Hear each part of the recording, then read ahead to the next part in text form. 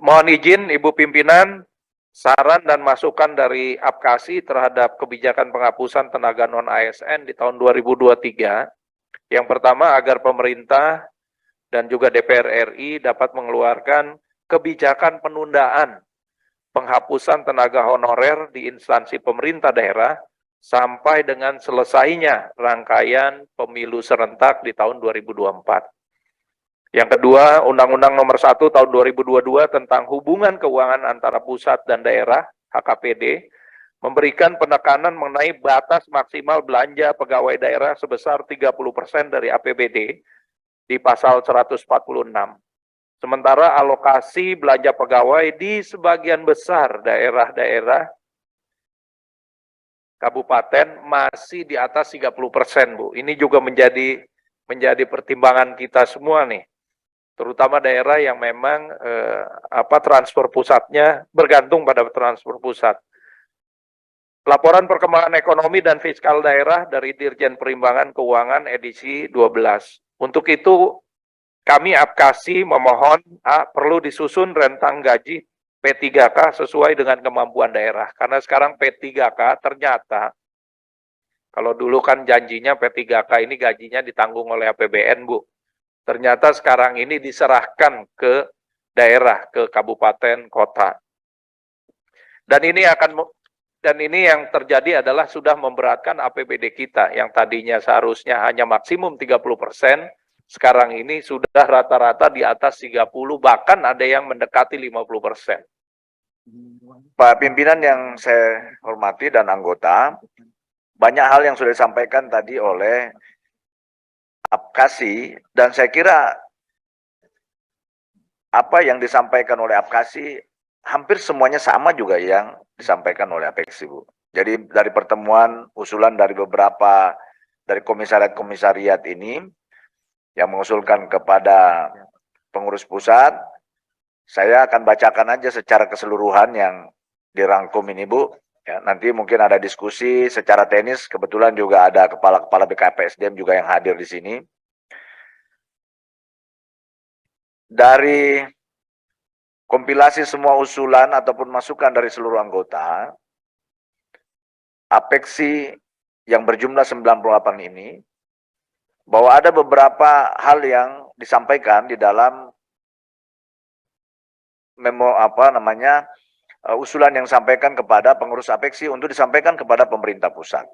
Dan sebenarnya dia adalah hasil diskusi kita juga termasuk dengan Menpan RB beberapa waktu yang lalu. Satu, penyelesaian status kepegawaian tenaga non-ASN atau honorer.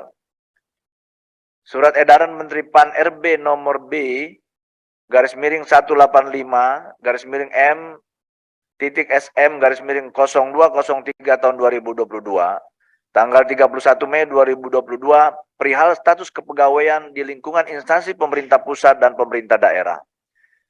Di antaranya mengamanatkan menghapus jenis kepegawaian selain PNS dan P3K di lingkungan instansi masing-masing dan tidak melakukan perekrutan pegawai non-ASN sebelum batas waktu tanggal 28 November 2023. Menyikapi hal ini, maka pemerintah daerah telah melakukan berbagai langkah strategis, antara lain, 1. Pencegahan. Untuk pencegahan tidak menambah lagi jumlah tenaga honorer dengan menerbitkan aturan seperti instruksi wali kota. Ini saya kira sudah dilaksanakan oleh anggota-anggota yang bernaung di bawah APEKSI.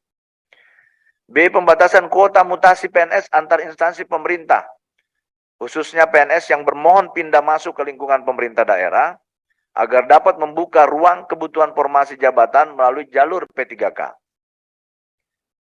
C. Menyusun formasi kebutuhan berdasarkan ANJAP dan ABK sesuai dengan kebutuhan jabatan yang cukup untuk jalur P3K.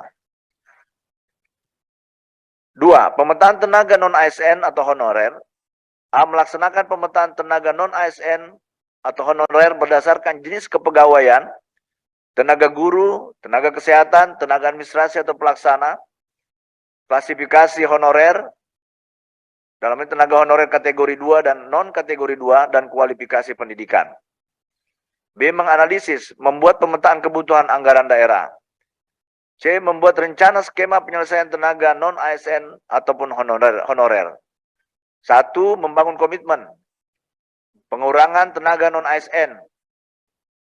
Yang kedua, tidak lagi mengangkat tenaga honorer baru atau mengajukan formasi tenaga kesehatan atau PLKB yang merupakan tenaga ASN pusat ke provinsi. Melaksanakan moratorium mutasi.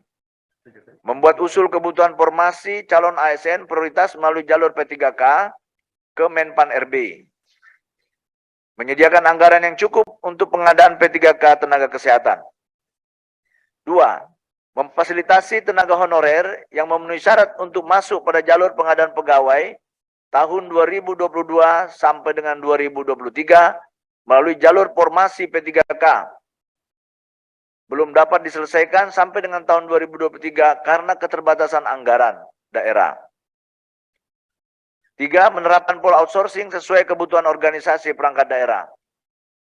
Yang keempat, membangun kerjasama dengan daerah yang maju, menyiapkan tenaga honorer yang tidak terakomodir pada P3K untuk dipekerjakan pada dunia usaha dan dunia industri. Dan juga salah satu solusi yang disampaikan oleh Apexi. Jadi kalau memang 2023 harus di stop, maka tenaga honorer ini kita harapkan disalurkan ke industri dan dunia usaha yang kira-kira yang mau menampung, Ibu. Jadi ini hasil diskusi kita juga dengan Pak Menpan RB, dan waktu itu janji beliau juga akan mencarikan tempat-tempat ini untuk menyalurkan kalau seandainya itu tidak bisa tertampung di P3K. 5. Menguatkan fungsi asistensi, pengendalian, pengawasan, dan pembinaan. 6. Membuat regulasi dan sistem yang efektif, efisien, akuntabel, dan transparan, dan penyelesaian tenaga honorer melalui regulasi, peraturan kepala daerah terkait mekanisme outsourcing, surat keputusan tentang penetapan kuota tenaga outsourcing, peraturan kepala daerah tentang jenis jabatan P3K prioritas bagi honorer pada pengadaan P3K. Untuk itu, Apexi merekomendasikan 1. Mendorong pemerintah untuk melakukan pendampingan anggaran melalui DAU dalam penyelesaian tenaga honorer. Sama yang disampaikan oleh Apkasi tadi, bahwa persoalan kita yang saat ini yang terbesar, kita mau mengangkat tenaga honorer, uangnya tak ada, Bu, tidak cukup.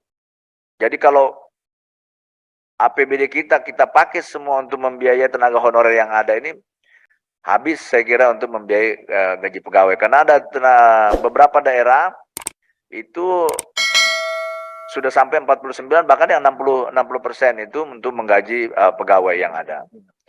Yang kedua, mendorong pemerintah untuk memberikan tambahan DAU kepada daerah terkait penggajian P3K yang diserahkan ke daerah.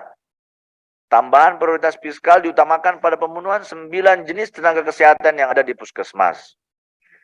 Ketiga, mendorong koordinasi antara Kementerian Keuangan dengan Kementerian Pan RB terkait batasan maksimal belanja pegawai sebesar 30% sesuai Undang-Undang Nomor 1 Tahun 2022 tentang hubungan keuangan antara pemerintah pusat dan pemerintah daerah yang berdampak pada rekrutmen PNS ataupun P3K. Yang keempat, menunda pemberlakuan penghentian tenaga non-ASN pada tanggal 28 November 2023 dan memberikan kesempatan kepada pemerintah daerah untuk melakukan pengurangan secara bertahap terhadap tenaga pelayanan dasar yang dibutuhkan pemerintah daerah. Dalam hal ini tenaga pendidikan, tenaga kesehatan, pekerjaan umum, penataan ruang, perumahan rakyat, dan kawasan pemukiman, ketentraman, ketertiban umum, dan perlindungan masyarakat dan sosial. Serta melakukan pendataan dan pemetaan yang akurat, realisasi solusi bagi daerah yang memiliki kendala pelayanan dan anggaran dengan solusi yang tidak bisa diseragamkan. 5. Banyak pemerintah daerah yang tidak siap dengan kebijakan pelaksanaan PP nomor 49 tahun 2018 tentang manajemen pegawai pemerintah dengan perjanjian kerja. Pada pasal 96 yang melarang mengangkat pegawai non-ASN untuk mengisi jabatan ASN. Untuk itu mengusulkan agar pasal tersebut perlu direvisi dengan masa transisi minimal selama 3 tahun dari batas akhir pemberlakuan tanggal 28 November 2023 di mana jabatan ASN masih dapat diisi oleh tenaga non-ASN, serta pemerintah daerah wajib memenuhi kebutuhan jabatan tersebut sesuai dengan Anjab dan ABK. Pertimbangan lainnya juga sama seperti saya kira dia sampaikan oleh Apkasi, ini kan tahun-tahun politik, Bu. Kami ini jujur ini penting juga ngadapi ini tenaga honorer di daerah. Gelisah, bolak-balik, minta ketemu, bolak-balik demo ke DPRD termasuk juga pemerintah. Jadi saya kira perlu dipertimbangkan, mungkin diulur waktunya melewati tahun politik, nanti baru itu mungkin ditata lagi dengan baik. Yang keenam, mengusulkan bahwa tenaga ahli daya atau outsourcing tidak dibatasi pada 3 jenis jabatan tenaga kebersihan, keamanan, dan pengemudi. Jadi hanya dibatasi 3 untuk outsourcing ini. Tetapi juga dapat ditambahkan pada jabatan-jabatan lain. Penambahan jabatan tersebut disesuaikan dengan karakteristik kebutuhan daerah yang bersentuhan langsung dan pelayanan kepada masyarakat, seperti pemadam kebakaran, satuan polisi Pamong Praja, penanggulangan bencana, pengatur lalu lintas, tenaga pelayanan di kecamatan serta kelurahan. Jadi harapan kita sebenarnya karena kuota untuk kita menerima P3K ini juga terbatas, tetapi tenaga ini kita butuhkan, kita sarankan supaya itu bisa di outsourcing, Bu. Karena selama ini yang menurut peraturan ini hanya 3 yang bisa tadi, kebersihan, keamanan, dan pengemudi. Yang lain tidak boleh, harus melalui P3K. Dan ini saya kira akan jadi masalah kalau dibatasi sampai dengan 2023. Kaitan dengan tadi sudah dibahas oleh Apexi, Apkasi, sama, Bu, masalahnya. Kami juga punya pegawai di hampir sama di setiap provinsi, kabupaten kota, bahwa yang pertama kami sepakat bahwa penundaan penghapusan tenaga kontrak daerah itu penting, saya kira, Ibu. Hari ini bayangkan mereka sudah bekerja sama ada 20 tahun masa kerja mereka. Sudah ada skill mereka, Ibu. Sudah kita latih mereka dari mulai bikin laporan keuangan dan sebagainya. Kalau tiba-tiba mereka berhenti atau di kontraknya diputuskan, ini sangat berbahaya bagi kami. Artinya kami pun sulit karena tenaga mereka sudah kita anggap yang luar biasa bantu kita selama ini. Karena pilihan selama ini kita kekurangan tenaga PNS, ASN, nah mereka lah yang kita andalkan. Jadi mereka sudah tupoksi sudah seperti ASN nih, Bu. Pelatihan semua ada mereka lengkapi semuanya. Nah, berikutnya juga PPSI juga sepakat. Kami sudah resmi menyurati dari zaman Pak Anies, sudah menyurati Kemenpan RB, Pak Isran Nur juga sama. Kami sepakat bahwa menolak untuk dihapuskan tenaga kontrak. Sepakat diteruskan dengan catatan sambil kita berjalan, Ibu, sambil berjalan, seleksi P3K juga berlangsung terus, dan mereka yang nggak lulus masih bekerja seperti biasa, kontrak daerah. Lulus, SK-nya berubah jadi P3K. Terima kasih, saya kira dari MSI, dan kami akan nanti beri pada Ibu. Mohon maaf, Assalamualaikum warahmatullahi wabarakatuh. Lanjut pada Bu Irma Suryani SE, dipersilahkan. Bismillah. Assalamualaikum warahmatullahi wabarakatuh. Pimpinan Komisi 9 yang saya hormati, kawan-kawan Komisi 9 yang saya hormati, Bapak Ibu, Bupati, Wali Kota, Gubernur yang pada kesempatan siang hari ini hadir. Kemarin kami Komisi 9 sudah menerima perwakilan dari Menpan RB, kemudian juga dari Kemendagri, Kemenkes. Kita juga sudah rapat terkait dengan panja kita. Apapun yang tadi sudah disampaikan oleh teman-teman semua, bapak-bapak yang hadir pada siang hari ini, semuanya sudah kita elaborasi kemarin sebenarnya. Kita paham bahwa program pemerintah ini bagus sekali, ya. Hanya saja memang side effect pandemi ini membuat kantong negara ini memang kocar-kacir gitu ya, sehingga yang seharusnya pemerintah pusat bertanggung jawab terhadap program ini kemudian menjadi sedikit kacau akibat uangnya nggak ada, ya, uangnya nggak ada. Saya sudah ketemu juga di Sumatera Selatan karena saya dapil Sumatera Selatan 2, ketemu sama bupati, wali kota, dan gubernur, rata-rata semua sama keluhannya, itu sama. Jadi dananya itu nggak ada. Nah, makanya kemarin saya menyampaikan kepada Menpan RB maupun kepada Kementerian Dalam Negeri, jangan cuma bikin program, bikin presentasi bagus, tapi hasilnya nggak ada. Jadi saya minta Menpan RB dan Kementerian Dalam Negeri duduk bersama dengan Kemenkyu karena uangnya ada di Menkyu. Percuma kalau Menkyu nggak dilibatkan. Nah, itu yang pertama. Jadi jangan muter-muter ke sana kemari. Kemarin saya udah sedikit kencang juga itu Pak sama Menpan RB dan Kementerian Dalam Negeri. Jangan cuma main perintah-perintah ke gubernur, bupati, wali kota, duitnya nggak ada. Nah, ini yang saya tekan habis untuk bisa duduk bersama dengan Menkyu. Nah, itu yang pertama. Dan yang kedua, program ini kan ada ASN, ada P3K. Nah, jangan lupa kalau nanti tidak terserap di ASN dan P3K, yang nggak lulus ini, yang nggak bisa diakomodir ini mau dikemanain? Tetap harus ada outsourcingnya. Nggak bisa enggak. Dan ini harus dipertanggungjawabkan.